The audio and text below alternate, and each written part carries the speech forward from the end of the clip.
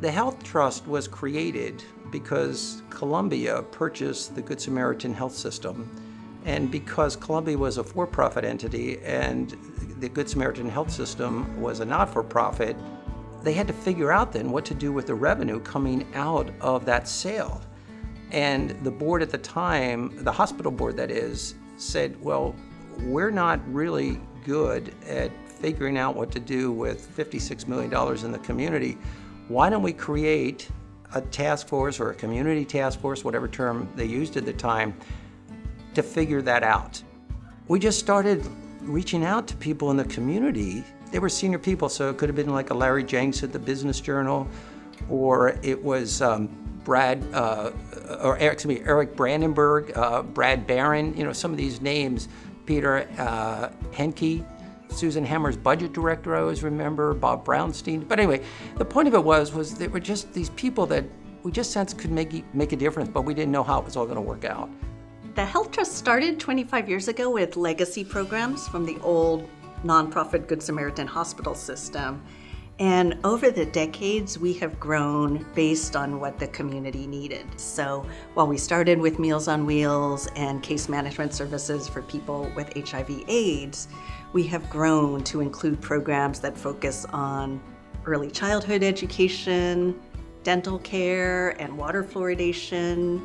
We have gotten into homelessness prevention and housing support services. I think being a provider, a funder, and an advocate, it really makes the Health Trust unique in the nonprofit world. The first time I understood that concept was when Michelle Liu, our CEO, came on board and she discussed it, and it's one of those things kind of along with health equity. When you first hear it, ultimately it means that when it comes to health and closing the equity gap that we have here in this valley, it's not that you give every single person a loaf of bread.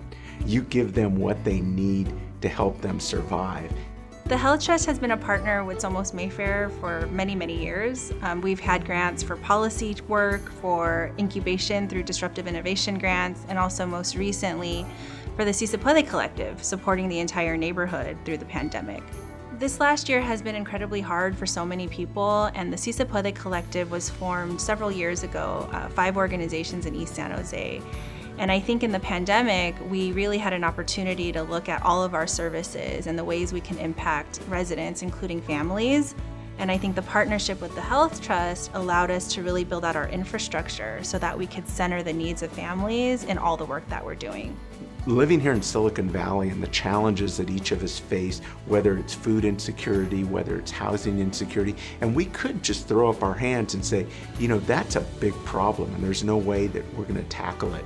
But at the Health Trust, the team here, you all are doing things that are changing one life at a time. So you're making a difference. Are we going to solve all the world's problems in the foreseeable future? We may not, but we're changing lives here in Silicon Valley.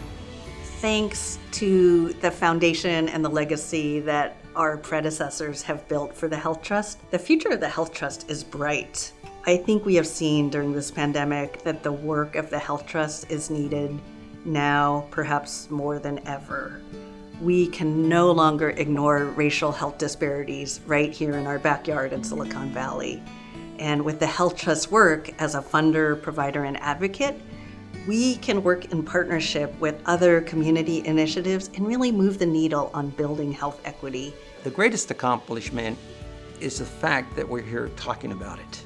And it tells me that for the people that were a part of this in the early days, and then as you look at any kind of organizational structure, people pass the baton to the next generation of leadership, which we've had over the 25 years. And the fact that we can sit here and look back over the 25 years and still see the fruits of our work 25 years later with really skilled people is one of the best things that I would say excites me. So whatever's been modeled over these 25 years that got us to where we are today, I'd love to see it being modeled again over the next 25 years.